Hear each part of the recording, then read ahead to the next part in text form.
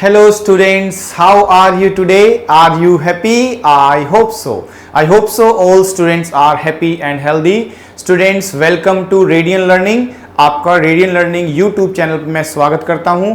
और जैसा कि आप जानते हैं लास्ट की कुछ क्लासेस में आपने मॉक टेस्ट स्टार्ट किए हैं और मॉक टेस्ट में आप अपना स्कोर धीरे धीरे देखेंगे तो इम्प्रूव दिखाई देगा, क्योंकि हम अब यही सीख रहे हैं कि किस तरह से हमारे एग्जाम में क्वेश्चन आते हैं। ठीक है, तो जोन से स्टाइल से क्वेश्चन आते हैं मॉक टेस्ट के थ्रू आप अपने आप को चेक कर रहे हो अपने लेवल को, और कुछ चीजें आपको मैं समझाता चला जा रहा हूं। ठीक है, तो फिर से हम आज की क्लास में मॉक टेस्ट करने वाले हैं और इस मॉक टेस्ट में आप ध्यान रखना कि मैं आपको 50% गाइड कर सकता हूं, पूरा नहीं, क्योंकि आप समझो आपको देखना है अपने लेवल को, कोशिश करनी है कि खुद आप आंसर सॉल्व करो। तो थोड़ा सा मैं समय दूंगा आपको, 5 से 6 सेकंड का बीच में 10 सेकंड का टाइम दूंगा। जैसा क्वेश्चन होगा, अगर लगेगा डिफिकल्ट है तो ज्यादा समय, थोड़ा आसान है तो कम समय, तो मैं आपको आंसर बताता चला जाऊंगा। हमें कम समय में ज्यादा प्रैक्टिस करनी है, तो बड़े आराम से कॉपी पेन साथ में ले लो आप और एक एक क्वेश्चन 25 क्वेश्चन का सीरीज बना लो, 1 से लेके 25 क्वेश्चन की। और जैसे जैसे आपका क्वेश्चन चेंज होता रहेगा, मैंने बोर्ड पे चेंज करूंगा, आप भी अपने आंसर मार्क करते रहना और बताना, क्योंकि मैं बाद में आंसर बताऊंगा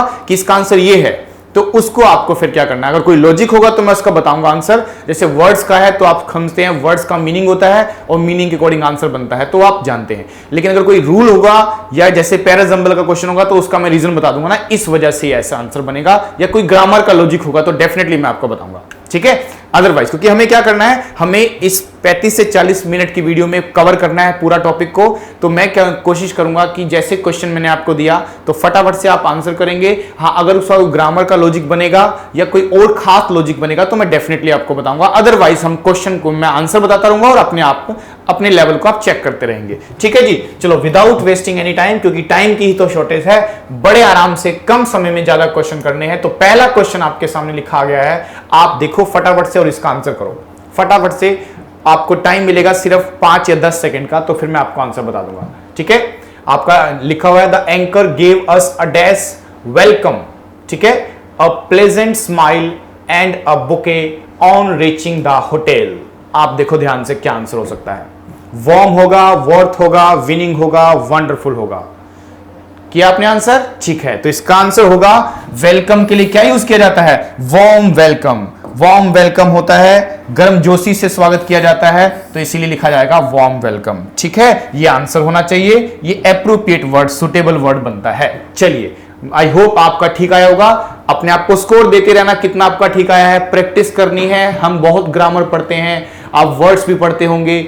ठीक है, तो अब आपका टाइम है प्रैक्टिस करने का। तो देखो आपका आंसर ये होना चाहिए था। नेक्स्ट क्वेश्चन देखते हैं, चलो फटाफट से। अब नेक्स्ट क्वेश्चन में देखिए क्या लिखा हुआ है आपके सामने। पैसिव फॉर्म आ गया है आपके सामने। पैसिव फॉर्म का लॉजिक होता है, और आप देखो, टाइम लो, मैं आपको टाइम देता हूं 10 सेकंड का। 10 सेकंड का टाइम ले लो आप, फटाफट से आंसर करना है। फिर उसके बाद टाइमर नहीं, आप सोचो। क्वेश्चन पढ़ लिया आपने, आई होप आपने आंसर दे दिया होगा। अब फटाफट से, क्योंकि देखो इतना समय नहीं मिलेगा आपको। चेंज ऑफ वॉइस में तो बिल्कुल भी समय नहीं चाहिए होता। देखो ना, वॉज राइटिंग लिखा है ना यहाँ पे, वॉज राइटिंग। आप समझ पाओगे कि जहां आईएनजी आता है वहां बीइंग आएगा, तो बीइंग इसमें भी लिखा हुआ है, इसमें भी लिखा हुआ है, बाकी सब तो गलत है। मतलब ये दोनों आंसर नहीं हो सकते। अब इन दोनों में से एक चाहिए ना, तो हम देख लेंगे। वॉज वर का वॉज वर होना चाहिए, यहां अ लेटर का वॉज है, यहां अ लेटर का वर है, तो लेटर एक है, तो आंसर क्या होगा? Was. A is the right answer. A is the right answer. Clear हो गया? इस तरह से चलना है आपको। चलिए नेक्स्ट देखते हैं। नेक्स्ट देखो, फिर से एक वर्ड आया आपके सामने, द स्टडी ऑफ लैंग्वेजेस बताना है आपको। फटाफट से पढ़िए और बताइए क्या आंसर होना चाहिए। Study of language, study of language. समय समाप्त हुआ। इसका आंसर होगा फिलोलॉजी। क्या आंसर होगा इसका? फिलोलॉजी। फिलोलॉजी का मतलब होता है study of language. Study of language is called philology. तो आप ध्यान से इसका आंसर रखेंगे ये। ठीक है, नेक्स्ट क्वेश्चन फटाफट से आंसर करेंगे। एग्जाम्पलरी लिखा हुआ है, एग्जाम्पलरी का मीनिंग बताना है आपको। एंटोनिम, सॉरी एंटोनिम है, आपको एप्रोप्रिएट एंटोनिम, सिनोनिम नहीं बताना, एंटोनिम बताना है, उल्टा वर्ड बताना है। एग्जाम्पलरी का मतलब समझ रहे हो ना, जो एग्जाम्पल देना है। जब हम किसी को एग्जाम्पल दे सकते हैं, उसको सिद्धार्थ जिसको बोलते हैं, आदर्श जिसको बोलते हैं, एग्जाम्पलरी जो किसी के लिए एग्जाम्पल का काम करता है, पॉजिटिव वर्ड है ये। सोचो जरा, भाई एग्जाम्पलरी का मतलब समझते हो, जब किसी को सिद्धांत दे, हैं आदर्श वाला, आदर्शवान व्यक्ति को बोल सकते हो एग्जाम्पलरी। जो एग्जाम्पल सेट हो जाता है किसी के लिए, जो दूसरों को खुशी देता है, उसके लिए आदर्श बन जाता है। उसका अपोजिट अगर मुझे लिखना हो तो अनसेटिस्फैक्टरी होगा इसका आंसर। इसका आंसर क्या बन जाएगा? अनसेटिस्फैक्टरी। चलिए आगे देखिए, नेक्स्ट फटाफट से करते चले जाएंगे। इनकरेक्टली स्पेल्ड बताना है आपको। इरिटेटिंग पढ़ लो। पेडिटेरियंस का मतलब जो पैदल चलने वाला है। पेडेस्ट्रेरियन, देखो पेडेस्ट्रेरियन सही लिखा है बिल्कुल। पेडेस भी लिखा हुआ है और ट्रेरियन भी लिखा हुआ है, तो बिल्कुल सही है। पेडेस्ट्रेरियन की स्पेलिंग में कोई दिक्कत नहीं लगती। पेडेस्ट्रेरियन भी ठीक है, इरिटेटिंग भी ठीक है। एनर्वेटिंग, पेडिटेरियन का मतलब बता दिया मैंने आपको क्या है, जो पैदल चलने वाला व्यक्ति। इरिटेटिंग, जो इरिटेट करता है किसी को। और एनर्वेटिंग का मतलब पता क्या होता है? एनर्वेटिक का मतलब होता है जो कमजोर होता है, सुस्त होता है। ठीक है, अब इसकी भी मुझे स्पेलिंग सही लगती है पढ़ने में। और ये जो लिखा है ना बिगलिंग, जो बिगलिंग लिखा हुआ है, ये बिगलिंग में ना डबल एल गलत आ गया, एक एल आना चाहिए था। बिगलिंग का मतलब आकर्षित करने वाला, आकर्षक। आकर्षक को क्या बोलते हैं? बिगलिंग। तो बिगलिंग में ना डबल एल नहीं सिंगल एल आना चाहिए, तो स्पेलिंग एरर यहां पे है। ठीक है, इन सब की स्पेलिंग सही थी, स्पेलिंग जो गलत थी वो किसकी निकली? डी की स्पेलिंग गलत निकली। चलिए जी आगे देखते हैं फटाफट से। शार्प एंड डायरेक्ट क्या पूछा गया क्वेश्चन में, पढ़ लीजिए आप। One word substitution, one word substitution for the given group of words. ये ग्रुप ऑफ वर्ड्स हैं, इसका एक अर्थ क्या बताना है आपको, बताना है। शार्प एंड डायरेक्ट किसको बोलते हो? लीजिए अपना टाइम।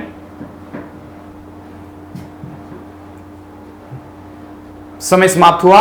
एसेर्बिक क्या होना चाहिए? एसेर्बिक। एसेर्बिक को बोलते हैं शार्प एंड डायरेक्ट, जो कि कमेंट करता है, बातचीत करता है सीधे बिल्कुल। एसेर्बिक का मतलब होता है sharp and direct, sharp and direct acerbic. ठीक है, नेक्स्ट चलिए। कीन, कीन का क्या बताना है? सिनोनिम बताना है। सिनोनिम, सिनोनिम बताइए कीन का क्या होगा? ध्यान से, उतावला है कीन का मतलब। इसका मतलब होता है इंथुजियास्टिक। क्या होना चाहिए? इंथुजियास्टिक। इंथुजियास्टिक का मतलब क्या होता है? जो बहुत जोशीला होता है, उत्सुक होता है। तो इसीलिए कीन का मतलब होता है इंथुजियास्टिक। तो ये हुआ इसका आंसर बी। ठीक है, नेक्स्ट।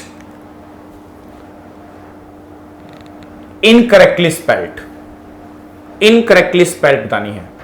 किसकी स्पेलिंग गलत है? मुझे लगता है अडॉप्ट की सही लिखी है। एक्सेस है ना, एक्सेस। एक्सेस में लगता नहीं है एक और ऐसा आना चाहिए, तो इसका मतलब ये गलत। अबंडन भी ठीक है, अबेस भी ठीक है, यानी स्पेलिंग गलत कहां है? इस वाले में। ये स्पेलिंग गलत थी। ठीक है, इनकरेक्ट बतानी थी। नेक्स्ट पढ़ते हैं। आई थिंक ये आपको आ जाना चाहिए।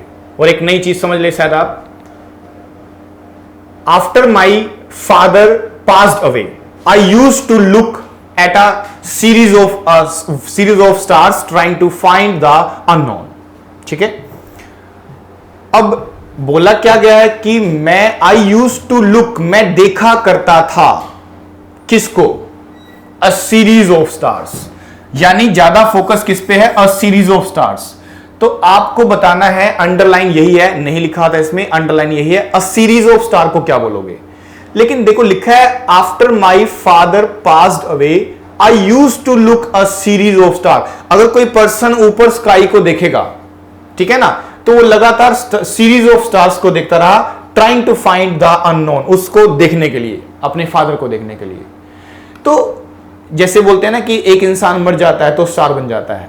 तो अगर मान लो एक पर्सन कोई स्टार को देख रहा है अर्थ से, तो उसे कुछ लिमिटेड स्टार्स दिखाई देंगे, लिमिटेड स्टार्स के ग्रुप दिखाई देंगे। ठीक है, लेकिन अब ध्यान रखो कि स्टार्स के ग्रुप को ना कलेक्टिव नाउन बोलते हैं हम लोग। कलेक्टिव नाउन कौन सा होता है? गैलेक्सी भी होता है और कॉन्स्टलेशन भी होता है। कॉन्स्टलेशन भी होता है, गैलेक्सी भी होता है। कॉन्स्टलेशन का मतलब ही ग्रुप ऑफ स्टार, गैलेक्सी का मतलब ही ग्रुप ऑफ स्टार। ये दोनों तो अलग है। अब इनमें से एक चूज करना है, क्योंकि हमारे सामने प्रॉब्लम है कि दोनों में से एक चूज करना है। तो देखो फर्क क्या है। गैलेक्सी का मतलब पता क्या होता है कि इतने सारे स्टार्स हैं जिसको बोल सकते हैं बिलियन ऑफ स्टार्स, है ना। एक मिल्की वे में एक गैलेक्सी है, तो कह सकते हैं जो बिलियंस ऑफ स्टार्स का ग्रुप होता है ना एक, वो एक गैलेक्सी होती है जिसमें बिलियंस ऑफ स्टार होते हैं, देखो।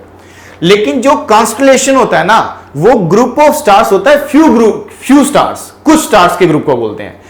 कुछ का मतलब क्या कि जहां तक हमारी नजर जा रही है हम उसी स्टार्स के ग्रुप को देख पा रहे हैं ना, कि देखो हम ऊपर देखेंगे तो बहुत सारे स्टार दिखेंगे, लेकिन वो बिलियंस ऑफ स्टार नहीं दिख रहे हमें कुछ थोड़े बहुत स्टार दिखते हैं। कितने भी काउंट कर लो, 50, 10, 100 होंगे, 1000 होंगे, इससे ज्यादा तो नहीं, इससे ज्यादा ग्रुप हमें नहीं दिखता है। तो जब हम ऊपर देखने की बात करते हैं तो हमें गैलेक्सी नहीं दिखाई देती। गैलेक्सी का मतलब होता है बिलियंस ऑफ स्टार, और कॉन्स्टलेशन का मतलब होता है बिलियन नहीं, कुछ स्टार्स का ग्रुप, थोड़े बहुत स्टार्स का ग्रुप। 10 का भी हो सकता है, 50 का भी हो सकता है, 100 का भी, 1000 का भी। लेकिन बड़े लेवल पे जो स्टार्स का ग्रुप होता है वो गैलेक्सी होता है, और जो छोटे लेवल वाले स्टार्स का ग्रुप होता है वो कॉन्स्टलेशन होता है। तो हमारे सेंटेंस के अकॉर्डिंग लिखा भी है कि मैं क्या करता था, I used to look a series of star. पूरी गैलेक्सी के स्टार नहीं देख सकते हम, इंसान नहीं देख सकता, ठीक है। तो इसलिए हम मान के चलेंगे कि ये कम स्टार्स की बात कर रहे हैं, तो कॉन्स्टलेशन का मतलब कुछ स्टार्स का ग्रुप होता है। क्लियर हुआ, ये बात ध्यान रखनी। तो बड़ा कंफ्यूजिंग क्वेश्चन था। गैलेक्सी एक बड़े लेवल के स्टार बिलियंस ऑफ स्टार को बोलते हैं, और कम लेवल पे 10, 15, 20, 50, 100 उस लेवल के स्टार्स के ग्रुप को बोलते हैं कॉन्स्टलेशन। क्लियर हो गया। चलिए आगे देखो, फटाफट से नेक्स्ट वर्ड है। फिर से वन वर्ड सब्स्टिट्यूशन पूछा गया आपसे कि one who does something not professionally but for pleasure.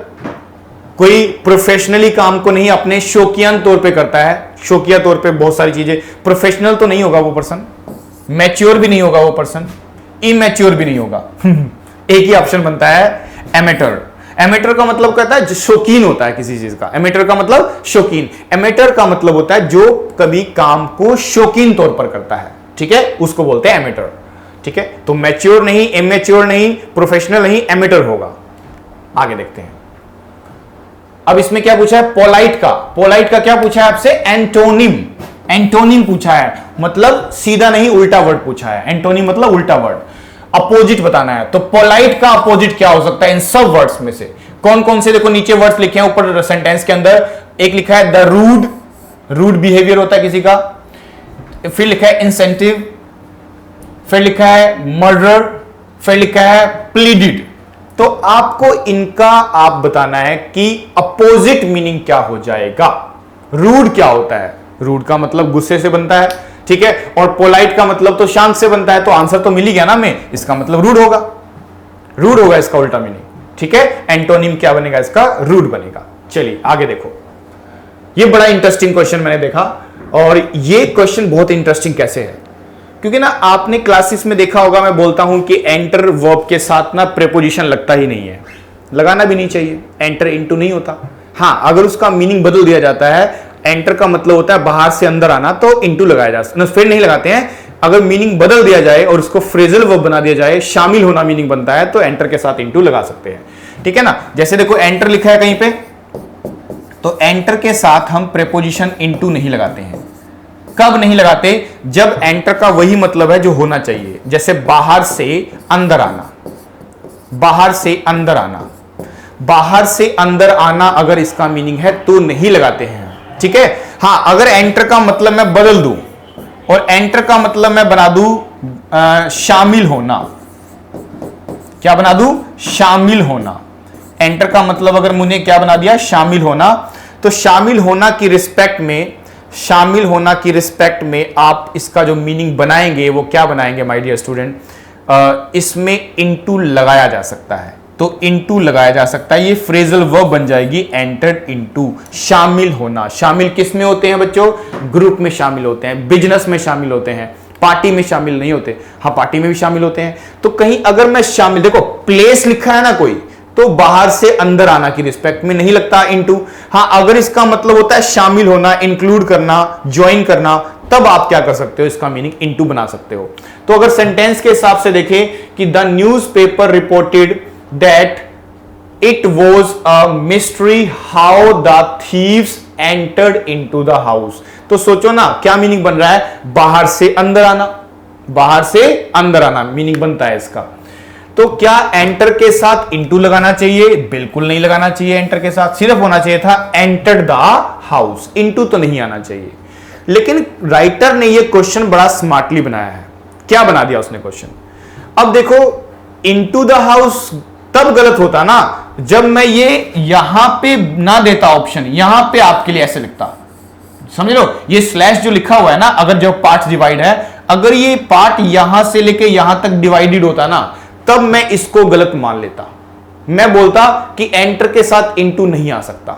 लेकिन प्रॉब्लम यह है कि अब अगर मेरे को ऑप्शन में लिखा है इनटू, हाउ, दैट और न्यूज़पेपर, अब एंटर को अलग कर दिया, इनटू को अलग कर दिया, तो मैं ये थोड़ी ना बोलूंगा कि इनटू ने गलत किया है। गलत तो ये भी हो सकता है कि एंटर की जगह कोई और वर्ड आ जाता जब इनटू लिखा है। देखो अगर एंटर इनटू एक साथ लिखा हुआ है, मान लो एक साथ, फिर तो वो गलत है। लेकिन अगर मैंने एंटर को अलग कर दिया, इनटू को अलग कर दिया, तो ये मैं कैसे डिसाइड करूं कि एंटर गलत है कि इनटू गलत है?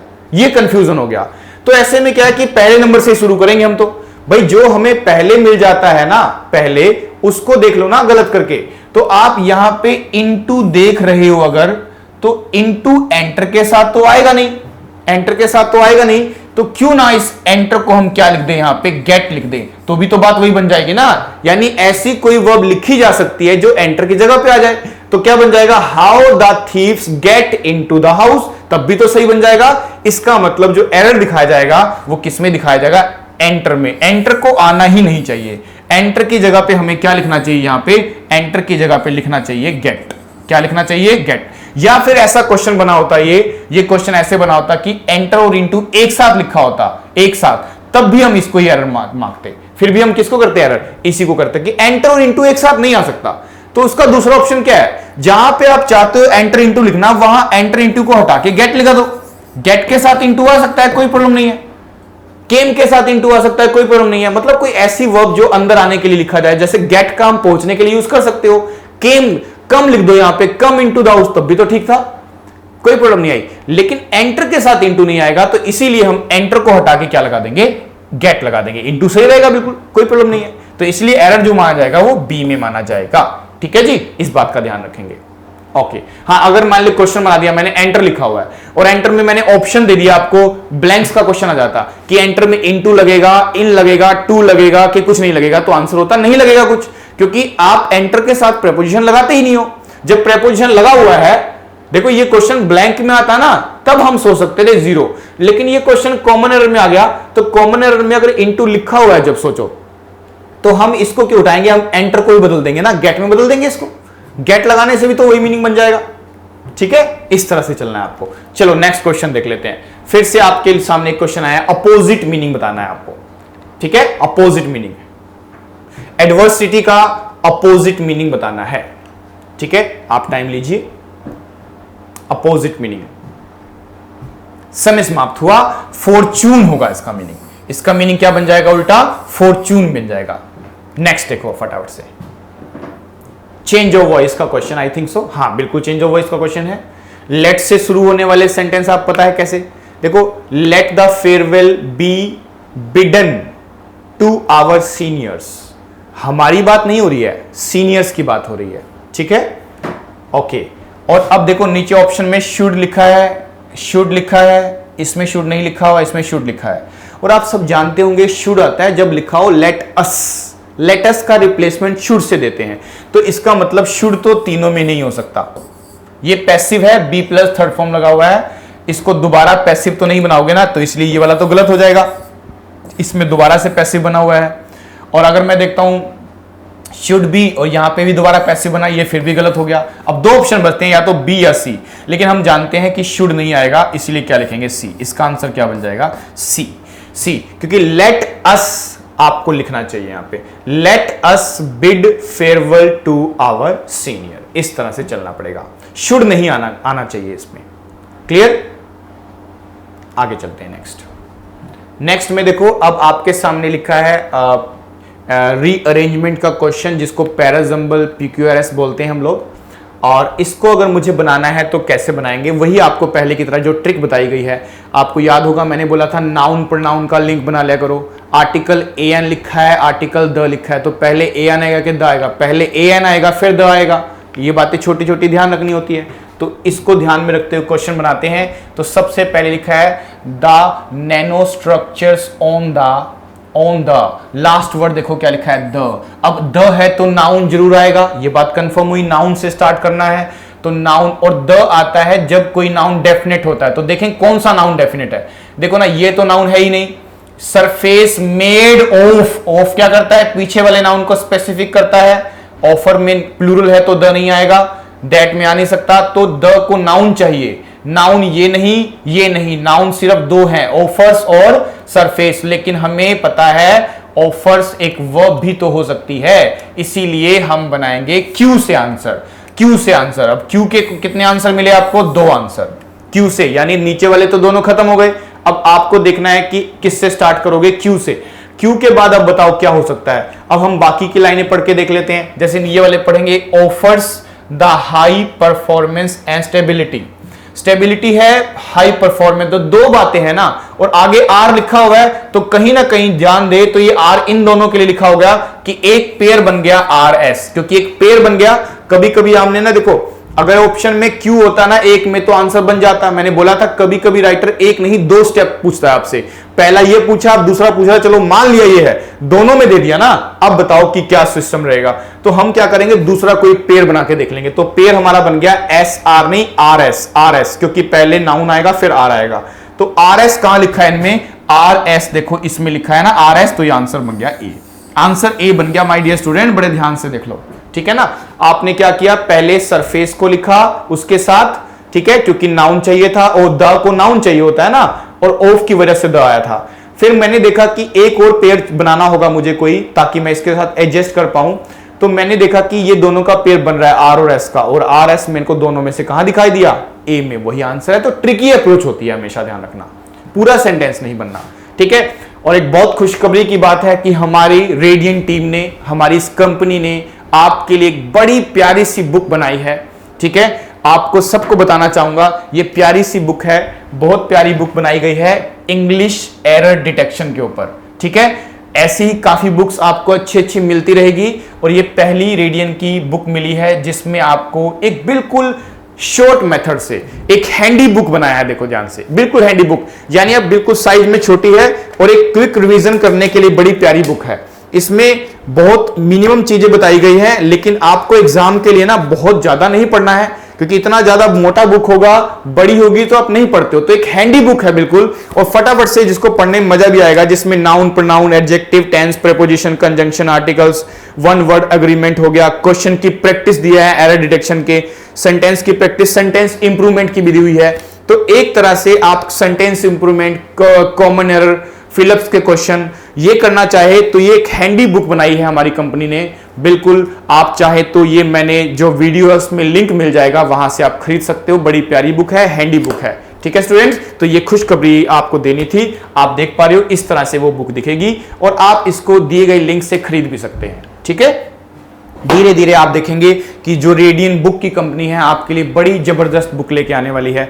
इसी तरह से और प्यारी प्यारी बुक्स आपके लिए आती रहेंगी, ऑलमोस्ट सब सब्जेक्ट के ऊपर, ठीक है। काफी सारी हमारी बुक्स ऑलरेडी है, और काफी सारी बुक्स और बनती रहती है। आप एक प्यारी सी हैंडी बुक खरीदना चाहें तो आप अपनी नॉलेज को वहां से, यानी आपका एग्जाम का जो पैटर्न है, जैसे कॉमन एरर हो गया, सेंटेंस इंप्रूवमेंट हो गया, ब्लैंक्स क्वेश्चन हो गया, वो बड़ी डिटेल में इसमें विद एक्सप्लेनेशन दिया हुआ है। एक्सप्लेनेशन भी नीचे लिखा मिलेगा आपको, ठीक है जी। ओके, चलो फिर से हम ट्राई करते हैं अपना आगे का।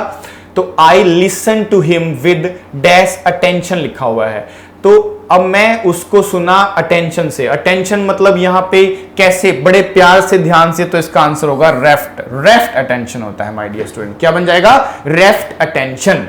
क्लियर हो गया, आगे देखो फटाफट से। Amla juice is rich with vitamin C. देखो जब हम ऐसा सेंटेंस पढ़ते हैं तो क्या बोलते हैं कि आंवला जूस जो है ना वो क्या है, विटामिन सी से मतलब बहुत ज्यादा होता है उसके अंदर। रिच नहीं होता है वो, रिचेस्ट होता है ना। विटामिन सी आंवला जूस में सबसे ज्यादा होता है जी, तो इसका मतलब तो रिचेस्ट होना चाहिए था यहां पे। तो आपको ना रिच नहीं लिखना, यहां पे रिचेस्ट होना चाहिए था। यानी अगर मुझे एरर निकालना तो विटामिन सी में तो क्या ही एरर निकालूंगा मैं, ठीक है। और आंवला जूस में भी क्या ही एरर निकालूंगा मैं, तो इज रिच विद, तो ये इसमें कंफ्यूजन हो रहा है कि ये नहीं होना चाहिए। नो एरर नहीं, एरर तो है, क्योंकि मुझे यहां दिखाना है कि रिच नहीं होता ना, रिचेस्ट होता है। ऐसे होना चाहिए था इस सेंटेंस को कि amla juice is the richest source of vitamin C, तब जाके सही बनता है ये सेंटेंस कि amla juice is the richest source with नहीं ऑफ विटामिन सी। तो इसका मतलब जो एरर है वो बी डी में दिखाया जाएगा। डी में एक सिस्टमेटिकली सेंटेंस होना चाहिए था कि amla juice is the richest source of vitamin C. ठीक है, क्लियर? आगे देखो नेक्स्ट, फिर से क्वेश्चन आपके सामने आया, इनडायरेक्ट का आया इस बार। तो indirect, Kavya said to her husband I don't mind. मैंने बोला हमेशा से आपको डोंट, प्रेजेंट को पास्ट, पास्ट को मोर पास्ट, डू का पास्ट बच्चों पता है आप सबको डिड होता है। तो चलो देखते हैं डिड कहां कहां लिखा है। इसमें हैड लिखा है, नहीं हो सकता आंसर। डू का डू होगा, आंसर नहीं हो सकता। डिड होगा, आंसर हो सकता है। डिड होगा, आंसर हो सकता है। दो आंसर बन गए, लेकिन मैंने ये भी तो बोला था ना कि हो सकता है एक बार में आंसर बन जाए, लेकिन हो सकता है एक बदलाव से काम ना बने, तो फिर दूसरी चीजें चेक करनी पड़ेगी। और भी तो ऑप्शन है ना हमारे पास। अब हम देखते हैं कि यहां लिखा है सेड टू, यहां लिखा है टोल्ड, तो बताओ ना सेड टू का आंसर तो टोल्ड से बनेगा ना, इसलिए ये भी क्या गलत हो गया, आपका आंसर डी हो गया। लो जी, दूसरे स्टेप में निकाल दिया। कभी कभी एक स्टेप में निकाल पाओगे, कभी कभी दो स्टेप में, कभी कभी तीन स्टेप में, कभी कभी चार स्टेप में, कभी कभी 5 स्टेप में भी होता है, जहां जो टफेस्ट वन क्वेश्चन होगा ना उसमें 5 स्टेप पूछे जाएंगे। सारे स्टेप नहीं पूछे जाते एक साथ, ठीक है ना। तो 2 स्टेप में आंसर बना हमारा कि यहां तक पहुंचे, पहले 2 को हटा दिया, फिर 2 बच गए, 2 में से एक डिसाइड करना था, तो सेट 2 का टोल्ड तो होगा ना, ये तो हमने सीखा ही है। क्लियर हो गया जी? आगे देखो, फिर से एक आपके सामने सेंटेंस आया है, पैराजंबल का क्वेश्चन है। यहां पे P लिखा है इस बार, यहां Q हो गया, यहां R हो गया, यहां S हो गया, और इस बार आपके सामने कोई ऊपर लाइन ऐसी नहीं है जो फिक्स है। फिक्स कुछ नहीं है, बस इन्हीं चारों को पढ़ के आपको बनाना है। तो हमारा पुराना ट्रिक क्या है कि नाउन से स्टार्ट करेंगे। यहां देखो लिखा है द अवार्ड, यहां नोबेल प्राइज लिखा है ओ, यहां तो पहले से ही आंसर बन गया जी। बच्चे कह रहे सर कैसे बन गया? अरे देखो, दिस से तो नहीं स्टार्ट करोगे, ठीक है। दिस अवार्ड तो तब बोलोगे ना जब पहले अवार्ड एक बार आ चुका है। यहां दिस ईयर भी नहीं बोलोगे, यानी इनसे नहीं स्टार्ट करोगे, तो ये तो हमारी पहली लाइन नहीं बन सकती ना। P और Q में से पहली लाइन बनेगी। अब देखो यहां पे लिखा है एन अवार्ड, देखो ध्यान से, यहां पे क्या लिखा है एन अवार्ड, यहां लिखा है द अवार्ड, तो वो वाला ट्रिक काम कर गया ना प्रीवियस ईयर के पेपर में ही कि भाई पहले ए एन आएगा कि पहले द आएगा। बच्चे कह रहे सर पहले ए एन आएगा फिर द आएगा, तो भाई पहले ए एन वाली लाइन लिखेंगे फिर द वाली लाइन लिखेंगे ना, इसलिए मतलब पहले क्यू फिर पी। क्यूपी कहां लिखा हुआ है? क्यूपी, अरे वाह जी वाह, क्यूपी मिल गया, यही आंसर बन गया हमारा। अब कैसे बना है आगे में क्या मतलब उस बात से, क्यूपी आंसर बन गया हमारा। समझ में नहीं आया? देखो द अवार्ड इज नेम, और यहां लिखा है a Nobel prize is an award, an award the award, an award the award, तो पहले एन आएगा फिर द आएगा, पहले क्यू आएगा फिर पी आएगा। Once there was a king, तो पहले अ आएगा कि द आएगा? पहले ए आएगा, फिर से राजा की बात करोगे तो द किंग लिखते हैं। आप समझो पहले ए एन आता है फिर द आता है, पहले इंट्रोड्यूस किया जाता है फर्स्ट टाइम ए एन के साथ, फिर दोबारा रिपीटिशन में द लगाते हैं, ठीक है। अब चलो आगे देखो नेक्स्ट, फटाफट से आगे नेक्स्ट क्वेश्चन देखते हैं।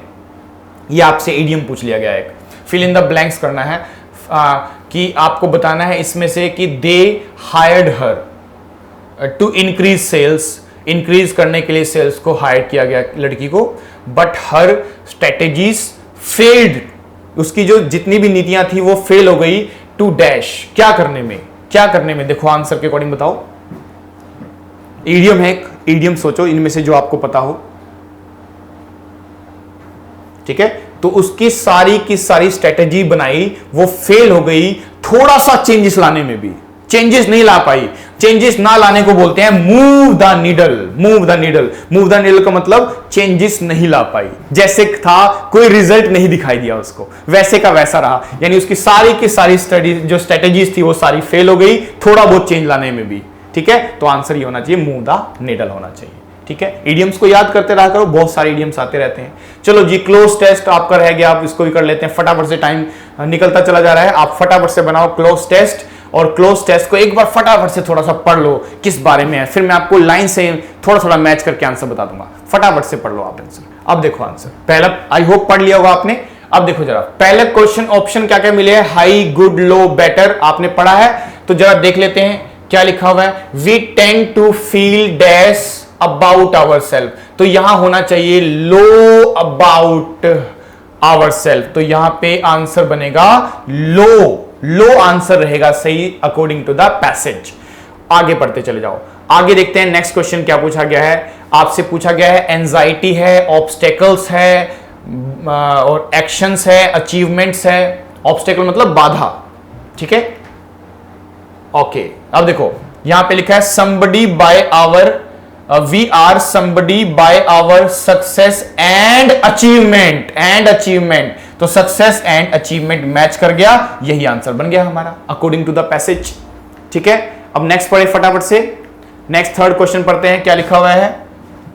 Perfection is so great we dash to set unrealistic goal, तो आपके पास आंसर क्या लिखा है, कम टेंड, टेंड का मतलब कुछ इच्छा करने की होना, तो टेंड इसका आंसर होगा, टेंड इसका आंसर होगा, ठीक है, कि desire for perfection is so great we tend to set unrealistic goals, ठीक है। आगे देखो फटाफट से, नेक्स्ट आपके सामने लिखा हुआ है, फिर से पढ़ते हैं, कहां 4 नंबर है, यहां नीचे लिखा है, तो if we do not finally achieve our goals we are dash despite everything we have done we still feel inside, तो if we do not finally achieve our goal we are dash, क्या लिखा है, we are dash disappointed. भाई अगर हमें अपने गोल नहीं मिले तो हम डिसअपॉइंटेड हो जाएंगे। Everything we have done we still feel dash inside, क्या अंदर महसूस करेंगे, अगर हमारे गोल नहीं मिलेंगे तो हम क्या, एम्प्टी, खाली महसूस करेंगे, अंदर खाली, ठीक है, तो क्या महसूस करेंगे, खाली, एम्प्टी, सेटिस्फाइड थोड़ी ना होगे। तो आपका answer if we do not finally achieve our goals, अगर हम अपने गोल्स को अचीव नहीं करेंगे, वी आर डिसअपॉइंटेड, हम डिसअपॉइंटेड हो जाएंगे। Despite everything we have done we still feel empty inside, और अंदर से एम्प्टी महसूस करेंगे, यही आंसर था, ठीक है ना, क्लियर हो गया।